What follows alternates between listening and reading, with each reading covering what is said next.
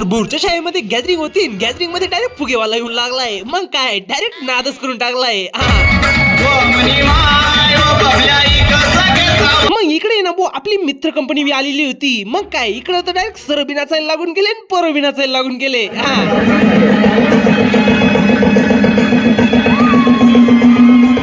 यांचं येणं चालूच राहील. म्हटलं आपण चला गावातून फिरून येऊन. गावामध्ये आलोय तो या मित्राच्या भावाने डायरेक्ट नादच करून टाकलाय.